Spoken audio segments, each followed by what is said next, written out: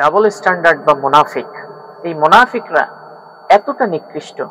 পবিত্র কোরআনুল কারীমে মুনাফিকদের সম্পর্কে মহান আল্লাহ সুবহানাহু ওয়া তাআলা বলেছেন, ইন্নাল্লাহা জামিউল মুনাফিকিনা ওয়াল কাফিরিনা ফি জাহান্নামে জামিআ। নিশ্চয় আল্লাহ তাআলা কিয়ামতের মাঠে জাহান্নামে মুনাফিকদেরকে এবং কাফিরদেরকে একত্রিত করবেন। সম্মানিত সুধী, শব্দের দিকে খেয়াল করেন। এখানে আল্লাহ তাআলা আগে মুনাফিকদের কথা বলেছেন, পরে বলেছেন কাফিরদের কথা। এই কাফিরদের ভিতরে অন্তর্ভুক্ত কারা?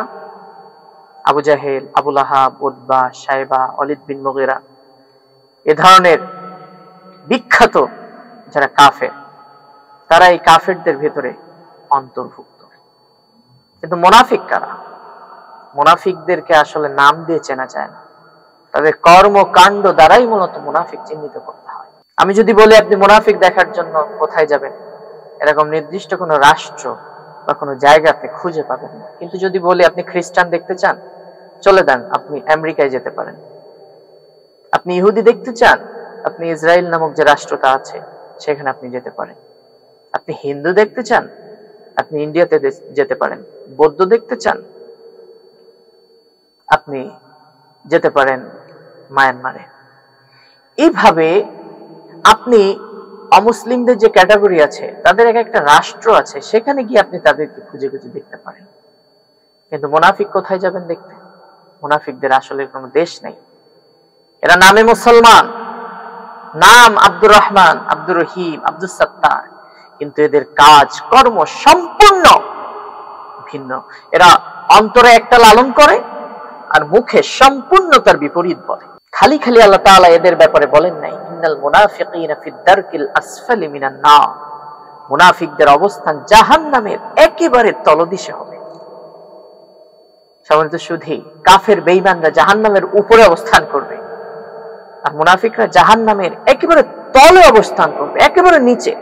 তাহলে তারা কতটা নিকৃষ্ট! আল্লাহ রাসূল সাল্লাল্লাহু আলাইহি ওয়াসাল্লাম ওয়াফাতের আগে মদিনার মুনাফিকদের লিস্ট হুযায়ফা রাদিয়াল্লাহু তাআলা আনহুর কাছে দিয়ে গিয়েছিলেন। হযরত ওমর রাদিয়াল্লাহু তাআলা আনহু তিনি খেয়াল করতেন, মদিনায় যখন কোনো মানুষ মারা যেত, হুযায়ফা যদি কোনো জানাজায় না যেতেন, তিনি বুঝতে পারতেন যে নিশ্চয়ই লোকটা মুনাফিক ছিল। এর নামে মুসলমান, কিন্তু কাজে কর্মে সম্পূর্ণ মুনাফিক ছিল। একদিন ওমর বলছে, ভাই হুযায়ফা রাদিয়াল্লাহু তাআলা আনহু, তোমার কাছে আল্লাহ রাসূল যে মুনাফিকের লিস্ট দিয়ে গিয়েছেন, আমাকে কি একটু বলবে ওইখানে আমার নামটা আছে কিনা? হুযায়ফা রাদিয়াল্লাহু তাআলা আনহু কেঁদে ফেলেছেন। ও ভাই ওমর, আপনি কি বললেন? আপনি এত বড় মাপের একজন মানুষ, আপনার সম্পর্কে আল্লাহ রাসূল বলেছিল, লাউ কানা নাবিয়্যাম মিন বাদি লাকানা ওমর।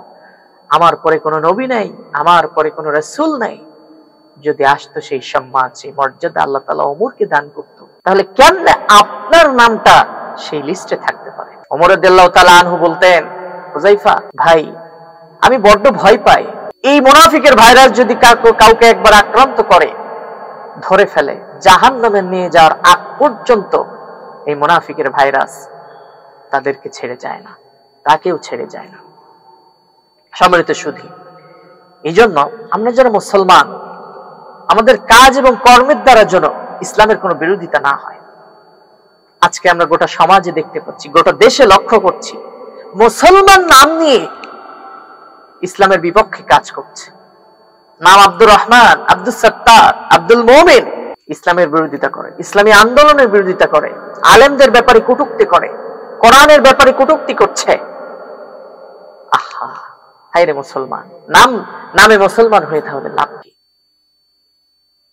আপনি হয় কাফের হন, না হয় আপনি মুমিন হন। ফামান শাআ ফালইউমিন ওয়া মান শাআ ফালইয়াকফুর। আপনাকে আল্লাহ রাইটস দিয়েছেন, আপনি চাইলে মানতেও পারেন, নাও মানতে পারেন। আপনি নামাজ না পড়ে পিটিয়ে কেউ মসজিদে উঠাবে না, আপনি পর্দা না করলে পিটিয়ে কেউ আপনাকে পর্দা করাবে না। কিন্তু ভাই, মেহেরবানি করে ইসলামের লেবাস পোশাক নিয়ে ইসলামের ক্ষতি করবেন না, তাহলে আপনার পরিচয় বড্ড ভয়ঙ্কর।